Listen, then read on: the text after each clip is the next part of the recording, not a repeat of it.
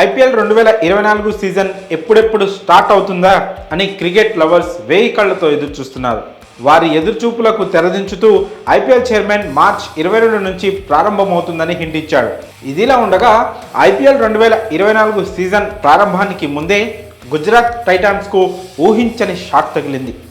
ఆ team star bowler ఈ సీజన్కు అందుబాటులో లేకుండా పోయాడు. ఐపీఎల్ 17వ సీజన్ స్టార్ట్ కాకముందే గుజరాత్ టైటాన్స్ టీంకు భారీ షాక్ తగిలింది.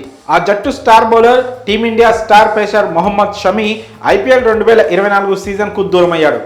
లెఫ్ట్ యాంకిల్ ఇంజురీతో బాధపడుతున్న అతడు ఆ గాయం నుంచి ఇంకా పూర్తి స్థాయిలో కోలుకోలేదు. ప్రస్తుతం ఈ గాయం కారణంగానే షమి ఇంగ్లాండ్తో టెస్ట్ సిరీస్కు సైతం దూరమైన విషయం తెలిసిందే.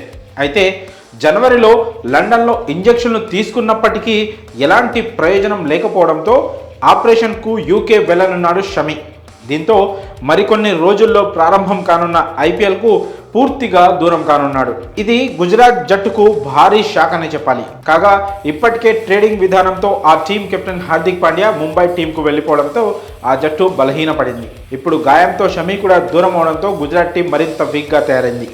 గాయం నుంచి షమి పూర్తిగా కోలుకోకపోవడంతో అతడు ఐపీఎల్ నుంచి పూర్తిగా వైదొలగాల్సి వస్తుందని బీసీసీఐకి సంబంధించిన అధికారి ఒకరు తెలిపారు.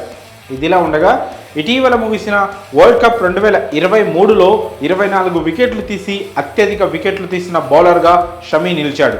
మరి ఐపీఎల్ 2024 సీజన్కు స్టార్ బౌలర్ దూరం కావడంపై మీ అభిప్రాయాలను కామెంట్స్ రూపంలో తెలియజేయండి.